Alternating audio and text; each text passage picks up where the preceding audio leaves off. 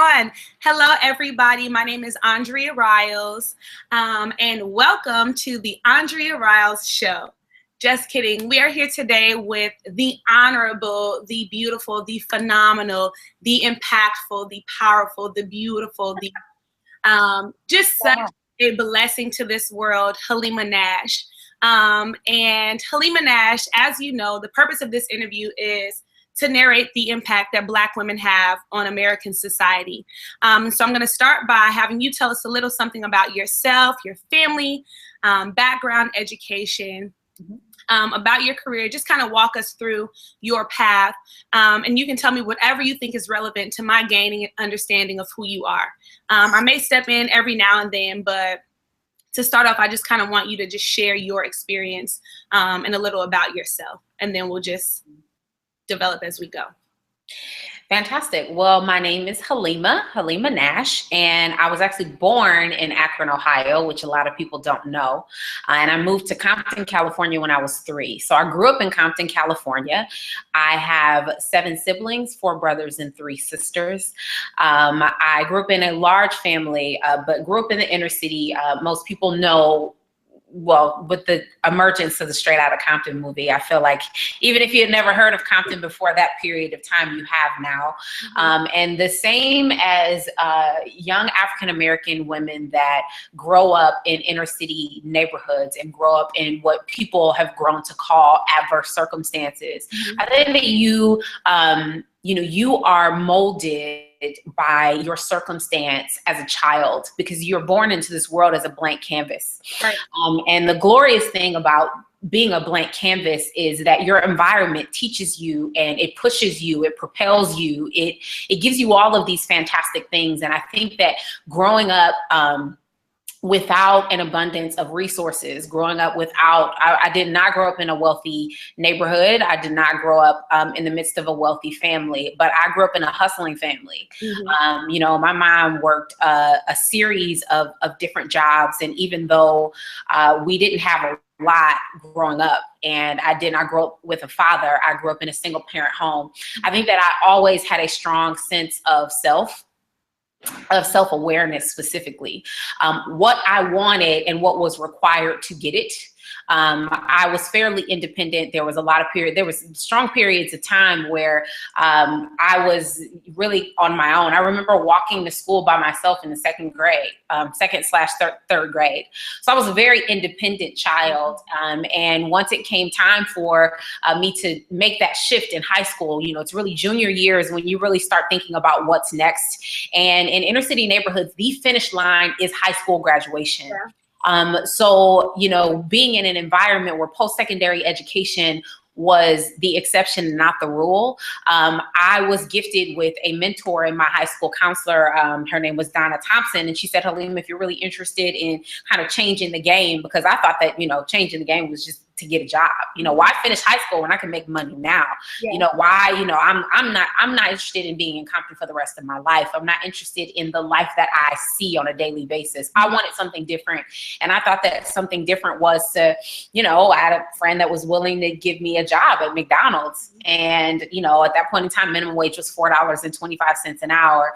Wow. Which was a lot of money to me at that point in time. When you're 17 years old and, you're not really making anything and you have an opportunity to make $20 here, $50 there, $100 there, you think that is a strong economic opportunity based on your circumstance. But I think that because of the conversations that I had with Donna Thompson and because of the risks that she took on me to mentor me and to point me to college as the choice and the chance to change my life, I ended up at Howard University as a first-generation college student, which was the game changer for me.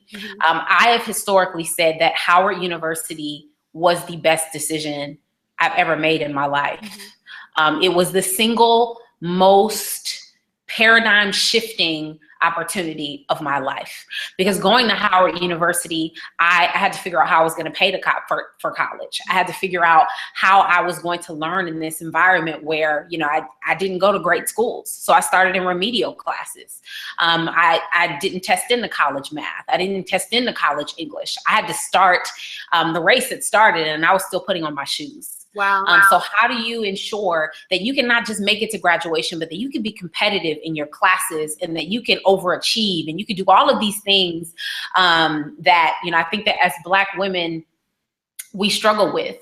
We struggle with being overachievers because we feel the need to prove ourselves all of the time, not just in circles where we're the only African American, but in circles where we feel like we are not as smart as the other people, or we don't have as many resources as other people. So there's this internal struggle that happens where you have to overachieve and you have to be better than anyone else, where it wasn't until I was much older that I realized that I had nothing to prove to anyone except for myself.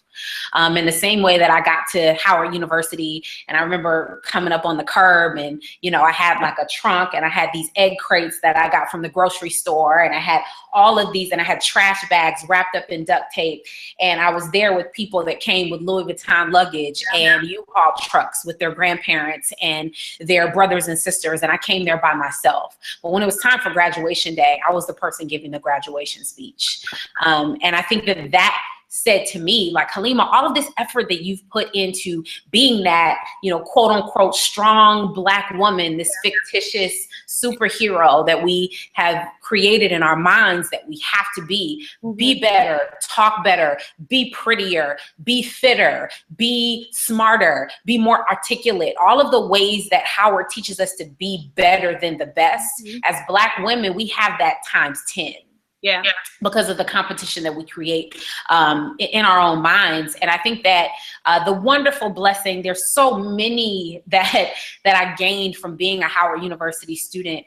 But the biggest one, the biggest blessing about that is that by the time I got to graduation day, all of the lessons, all of the people, all of the networks, all of the fantastic classes that I got, I felt prepared to be successful in this world. I felt like Howard gifted me with all of the tools that I needed to be successful in any arena, in any industry that I wanted to be in. And Howard University gave me that gift. And so after Howard, I traveled to Duke University, where I studied nonprofit management and theology. And my goal at that point in time was, you know, like, God has given me this gift of post-secondary education to get a college degree. It was like, you know, you watch those documentaries where Beyonce is talking about, you know, the moment where she got a record deal, and, you know, Adele is talking about like the first time she got a Grammy. That was what Howard University was for me. Howard University was the big stage, the big opportunity. Because I was gifted with that, I wanted to commit my life to gifting that to as many people as possible. As many people as possible, giving them the chance to go to college, giving them that light bulb moment that your life can be different, giving them opportunities that will show them new opportunities. So I wanted to study nonprofit management. And the happy coincidence is that I'm a huge sports fan. You know, I'm a Cali girl, so I love the Lakers, love the Dodgers, love the 49ers, love USC Trojan football. I loved all things up and down the state sports. And so when I got to Duke University and I was applying for my assistantship, I ended up getting an opportunity with the basketball team, where I developed a public policy program, getting them into the community. And that was fantastic for me because I just really fell in love with the marriage between sports and social impact. Because I just realized that as much as I loved being in these inner cities and giving back in nonprofit management and charitable development and how to change people's lives, I realized that, you know, gone are the days when young kids in inner cities look up to the nurses and the teachers and the people that are going to college. Their role models are people in pop culture. They are the professional athletes. They are the R&B singers. They are the pop stars. And whether or not we agree with that, it is the honest truth. So I wanted to commit some time with tailoring that message, considering that microphone was so loud. That if you are a person that's in a place where younger kids are looking at you as a role model, you know, how do I tailor a message so that it's powerful and penetrates these communities that you have an audience with? And so after Duke University, I applied for sports teams and ended up coming to Chicago, Illinois, where I started working with the Chicago Bulls and worked in their community relations department for a period of time, and continued along with the work of sport for development and nonprofit management and charitable development and all of these things that really pointed me into communities and allowed me to be an arrow to God's great purpose in this world, and how the opportunity that I was given at Howard University was bigger than me. And that was really about me creating opportunities for other people. So the Chicago Bulls organization really turned into consulting opportunities. Before Derrick Rose, we didn't have any long-term contract people that were from Chicago. So what would happen in the off seasons is guys would say, hey, Halleemah, you know, that camp that you did for the Chicago Bulls, or, you know, that camp that you did for the Charitable Bulls Foundation, can you do that in Phoenix, Arizona, where I'm from? Can you do that in Mount Vernon, New York, where I'm from? And so in the off season, I was doing all these camps, and then, you know, basketball turned into NFL clients that wanted me to help them with their charitable projects, which turned into tennis players, which turned into track and field athletes, all of these athletes that were interested in doing really good work in the community and doing it the right way. And so I started operating as a consultant, did some work with the Chicago Housing Authority as a director of youth opportunities and creating educational opportunities for inner city youth. And now the pinnacle of opportunity now is I've just joined I Mentor as executive director, where it's so interesting that, you know, I'm a first generation college student, college graduate, and that was so huge for me. And now my full-time job is to grant inner city youth that are living in low income communities where a majority of the population would be first generation college students. I get to give them a college educated mentor that can commit to their success and getting them into the same seat that I got to when I got to Howard University as my full-time job when I'm not consulting for charitable development opportunities. Wow, like literally as I'm listening to you, I'm like, there is nothing that this woman cannot do. Literally, there is nothing you cannot do. But it's so interesting to be not only a woman in the field that you work in, but a Black woman. So a follow-up question, I guess, for me would be, what is it like being a Black woman in your field? Because it's such a male-dominant field. You know, you're working with a lot of, you know, male athletes. I'm sure there are a lot of male higher-ups and then other males that you are leading. So what is that like? Oh, let me tell you. So, you know, sports is a male-dominated industry. But many industries in the United States are. Right. I think that the eye-opener for me is that if you are going to be the only woman in a number of circles, then this whole like idea of being like an overachiever, it also kicks in there. Because I stood as an example in an environment that is very chauvinistic, can be very chauvinistic, where as a woman, your voice is not necessarily heard. Your work has to speak for you. And if it speaks loud enough, then your voice becomes heard. Yeah.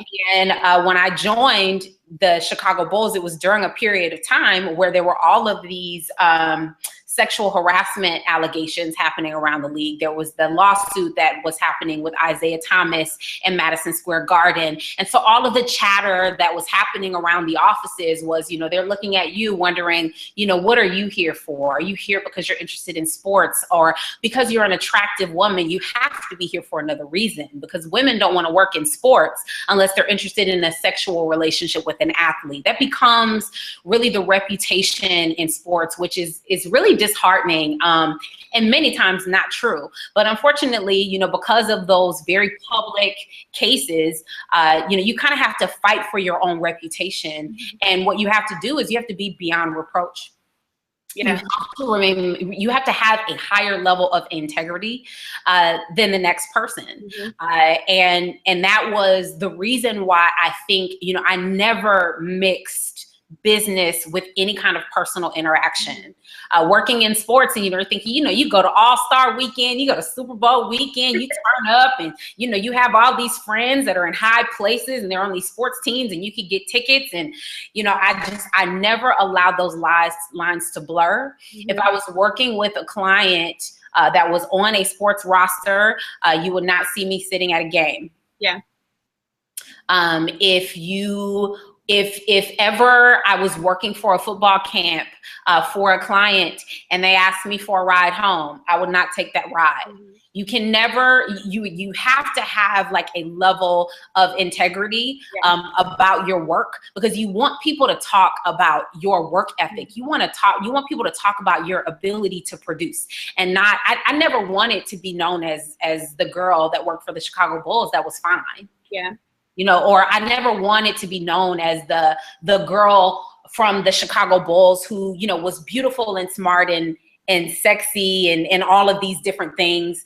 I was not interested in that. Mm-hmm. You know, I wanted to have a reputation where people were interested in my work, because that was how I wanted to engage. And I think that when you invest in that, then, you know, you're really kind of allowed the opportunity to continue to work.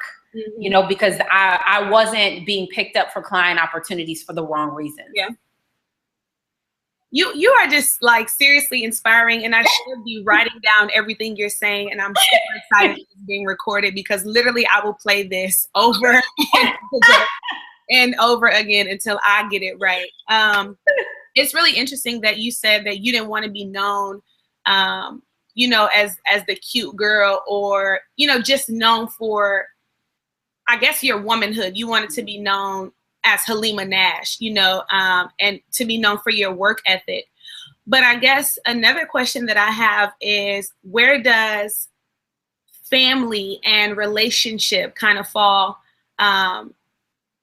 Where does that kind of come into play, you know, in such a career where you're trying to, you know, remain Halleemah Nash, who was about her work and about her business? Is there room for a relationship? Is there room for even considering, you know, family and marriage and things like that? What's your take on that? There is absolutely room. I think that the problem for me has never been making room for my personal life. Mm-hmm. I think that what I've often struggled with is how I'm placed in people's minds. Mm-hmm. You know, there's like a perception that you're too busy, or you're a boss, and you're too intimidating, and all of these labels that people throw on you based on the industry that you work in.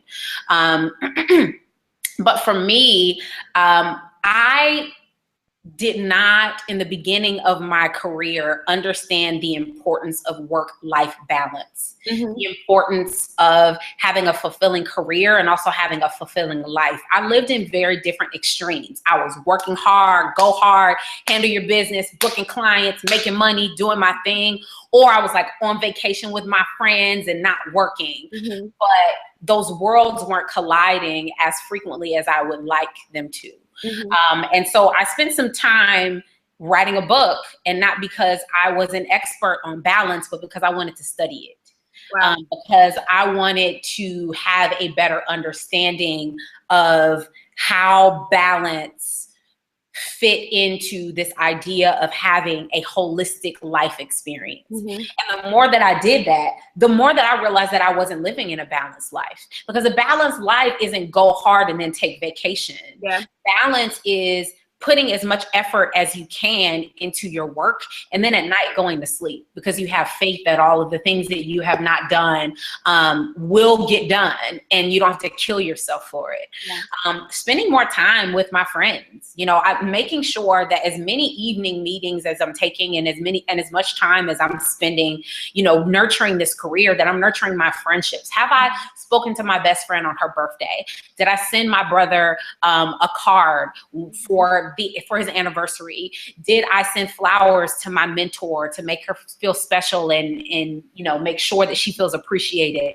Have I made dinner for my boyfriend? You know, like, have I made time for those things that make life worth living? Because you can be a boss all you want, but, you know, on your tombstone, your LinkedIn profile is not going to be inscribed in it. Wow. You know, like, the points in your resume is not going to be what people talk about in your eulogy, but how much did you love? How much did you give? What kind of legacy do you leave this world? Those are the kinds of things that you know, that you want to remember. Those are the things that you feel like forever. And so this idea of like work-life balance is always a journey that you commit to. Mm-hmm. How much time am I committing on a weekly basis to ensure that I'm resting, to ensure that I'm eating, to ensure that I'm working out, to ensure that I'm having a cocktail with my girlfriends, to ensure that, you know, I'm spending time with people that I love. Mm-hmm. And I also, you know, think that we have to be very careful at how we create idols of personal accomplishments along professional accomplishment. Because I think that there was a period of time where I just used to be like, when I would see these boss women, I would always look for a wedding ring. Yeah. You know, I would say, oh, she's successful, but does she got a man? Mm-hmm. You know, like, oh, she's really successful, but I wonder, does she have any kids? Mm-hmm. And I think that you start to put that on yourself. Mm-hmm. And if there's anything that I've learned, it is that, you know, God's great timing is so perfect. And the love that I've experienced in loving relationships and the friendships that I've cherished Mm-hmm. have had this interesting arc to them, where the timing of all of it has happened in its perfect place. And I'm not interested in extremes in my life. I'm interested in having a level of balance where I am in love with the professional life that I'm investing in during work hours, and then I'm in love with the personal life that I'm living during non-work hours. Wow. So you have many accolades and a bunch of different achievements. You mentioned iMentor, which you are basically heading right now, and even your work with the Chicago Bulls. What are some of your greatest achievements? And I know there are a bunch. Oh, wow. You know what? I'll name two for you. I would say, you know, I will talk about Howard University for the rest of my life. You know, getting into Howard and committing to stay there, knowing that I didn't have what I needed to stay there, was a great accomplishment. That I was able to graduate from college, knowing that I had bare bones resources, is one of the accomplishments that I'll always be very proud of. Mm-hmm. And then, 3 of the girls that I have mentored are Howard University students. I think about Annie Riles and meeting her in a church youth group and talking about Howard University and talking to her mother about Howard University, and the difference that it made in my life. Mm-hmm. And she'll be graduating from Howard University and not too long. Marviana Youngblood, who I met as a public housing student, who was a Gates Millennium Scholar and was looking at college opportunities. And I never pushed her into applying for Howard. I just told her my story. And she was interested in Howard University as an institution. Mm-hmm. And then my current mentee, who's going through the application process to be a Howard University student. It's something that I will always be proud of, that this story has touched people, or my life going through Howard University and what that's invested in me as a professional and as a woman, has, and mentoring young girls mm-hmm. has impacted them in a way where you can kind of watch almost legacy happening, like while you're still living. Wow. That's something that I will always be proud of. Oh, wow, you literally are you're just truly the woman to aspire to be, because you're so well-rounded. A lot of people are, like you said, super caught up in their career, and not have time for family life and taking care of, you know, their personal life. And then you have people that are too indulged in their personal life and not focused on a career, but you really are well-balanced and extremely humble. And that's something that I believe, and I think that the world would agree, is great, you know, for leadership, mm-hmm. especially comparing, you know, our contemporary Black leaders to our historic leaders. You definitely were like the first person that came to mind for me as we've been studying Black women in history. And so I just really want you to know that I really love you and appreciate you for just being you. And inspiring people without even knowing it. Just like a quick side note, and I shared this with you a little earlier, but my friend Elise Ferguson came up to me. She's at Howard University, and we were just having a casual conversation. And she told me about, something that she wanted to do in the near future, and it was start a school somewhere in Africa. I don't remember the country that she said, but she said she wanted to start somewhere in Africa. And I was like, wow, and I was talking to her about it. And she said, yeah, do you know Halleemah Nash? And I said, of course I know. So we were like, what? Freaking out. And I asked her how she knew you. And she said during one of her internships, you came on to be interviewed. She was working with, I believe, a radio station. And you came on to be interviewed. And she said from the moment that you walked in and opened your mouth, she knew that you were somebody that would inspire and that she should aspire to be. And so it's just incredible to know like how many lives you've touched, mine personally, without even doing so intentionally.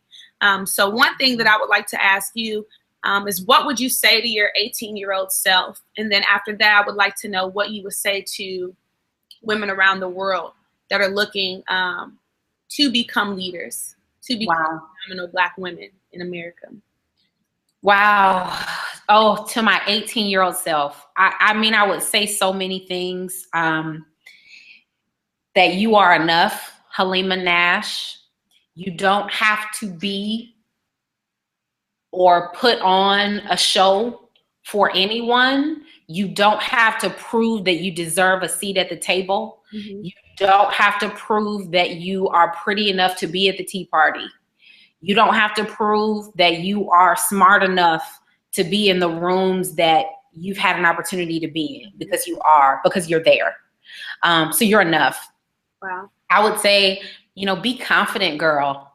I was the student that did not raise their hand in class because I was too afraid that I was going to say the wrong answer. Yeah. And had to listen to the next person raise their hand and say exactly what you were thinking. Yeah. And there are opportunities that I've missed out on because of that, because I wasn't confident enough to believe in the power of my own ability. So be confident, Halleemah. Mm-hmm. And Halleemah, don't make an idol out of things that you do not have. Mm-hmm. Do not make an idol out of graduation day where you forsake everything else just so that you can get to graduation day. Don't make an idol of getting married where you forsake everything that you believe in for a man that don't even want you because you think that this might mean that you can get married. Yeah. Don't make an idol out of the next level, like that next promotion or that that pay raise or that whatever that finish line is.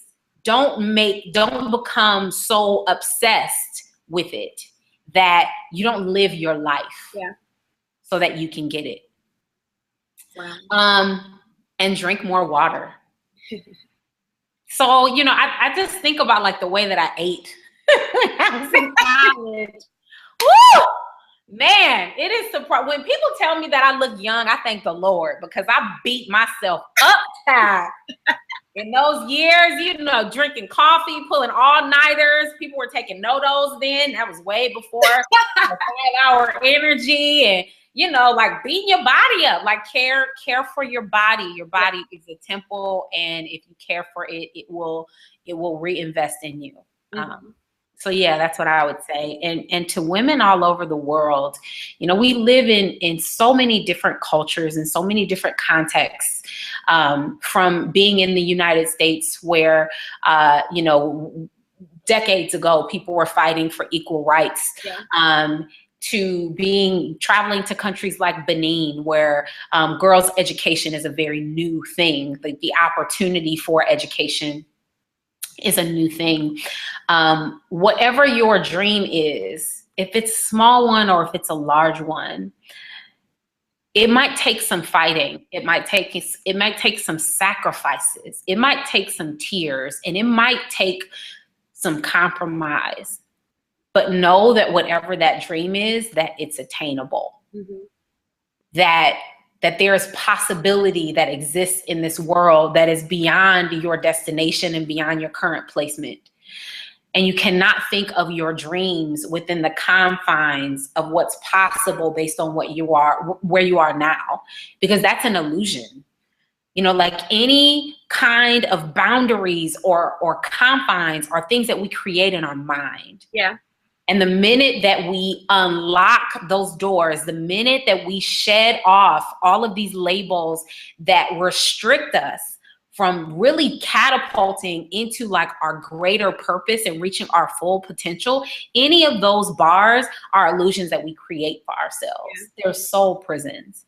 And I say that because there are things that I've accomplished that there's no way in the world that I could have written it better. There's no way that it makes sense for me to graduate from Howard University, where such a small percentage of students at my high school graduated high school, let alone went to college. It doesn't make sense that I've written a book on work-life balance and I didn't major in journalism. Yeah. It doesn't make sense that I've been able to build a school in East Africa and I've never traveled there before. Wow. And there are students that are getting an education and have access to a building and clean water and school supplies, and I'm not a millionaire. You know, how is it that all of these things are possible? I just don't think about things within the confines of what I can't do and what's not possible. Like impossible is nothing. Wow. Wow, wow, wow. You literally, everything you say is just like so inspiring, because as Black women, we're put in boxes and we're only supposed to be one type of woman. It's either, you know, we're career women and / bitter women, you know, or we're supposed to be quote unquote Jezebels, you know, or like this mammy figure. You know, but it's interesting to speak to women like you who are like, no, don't box me in. You know, that's not the type of woman that I am. This is who I am. You know, and you're going to accept that, because even in, you know, media, like you mentioned before, a lot of people that are influencing young people are in sports, they're in music. And so we have people like the Nicki Minaj's, and I do like Nicki Minaj. There's no, you know, I don't have any hate for Nicki, but there are definitely people like yourself, you know, even my mom, you know, that I want the world to hear. You know, because there's another way of doing things. There's another way to be a beautiful Black woman. There's another way to be powerful, you know, without, for lack of better words, selling your soul, you know, selling yourself to what the world, you know, expects of you. So it's just super awesome to know somebody like you, to have you in my corner, to have you as someone to look up to, as a big sister, as a leader. Oh, wow. You know, seriously. And it keeps myself and just young women all over grounded and focused, you know. And so like this really has been a blessing for me. I had expectations of this interview, you know, but there are definitely, the entire interview just wowed me, just listening to you. And I am going to reflect on this, you know, at the end of it all, and try to find my place and my role as a young Black woman, as a young Black female leader in our society. So I really do thank you for taking time to speak with me. And if you have any questions for me, please feel free to ask. You can always talk off the record, on the record, but I'm super, super thankful for you. Well, thank you for the opportunity to do this interview. I appreciate this subject more than you know, because I think that we, you know, now we are so heavily informed by social media, by marketing, by imaging, so very heavily. And, you know, it wasn't until I started to consistently unplug from images like all of the time that you like realize, what does it mean for me to be authentically myself? What does it mean to, you know, what do I look like if I'm not trying to look like the most popular image on Instagram? You know, like, how do I want to dress if I'm not dressing like the outfit of the day? You know, how do I talk if I am not speaking in the terms that I might have heard on my favorite Drake song, right? You know, like, how do you ensure that you're being authentically yourself with all of these images that are coming? And we live in a marketing generation where it's images all over the place. They're billboards, they're magazines when you're in the grocery store. There's, you know, marketing on the radio when you're listening to it, when you're, you know, checking your email, their banner ads. Like there are things that are coming into our visual all of the time. So you have to really fight for your own authenticity. And as Black women, we have to all the more. Because now the dominant representation of what it means to be a Black woman is just completely oversexed. Yes. It is a sexual image. And, you know, thank God for people like First Lady Michelle Obama to create a level of balance so that that is not the only thing. We have women like Ellen Johnson Sirleaf. We have women like First Lady Michelle Obama, women like Valerie Jarrett, women like Shonda Rhimes, women that are across industries doing a multiplicity of fantastic things that give us images of what that means. But it's up to us to decide that we're going to hold on to those images that we actually see all of the time. We just don't see them as frequently as what's number one on the pop charts. You know, so I think that it's up to us to have some intentionality behind filtering the kinds of things that we take on as a part of our own identity. Wow. Well, I love you. I love you too, and I'm so proud of you. I'm so proud of you. Super excited just to do more research on this topic, and I'm super excited to share this with my school and the surrounding community. So I really do thank you so much. Of course. Let me know if you need anything else. Annie, I'm a fan of yours. I'm a fan of yours, and I love you. I love you too, dear. Thank you. All right, bye. Bye-bye.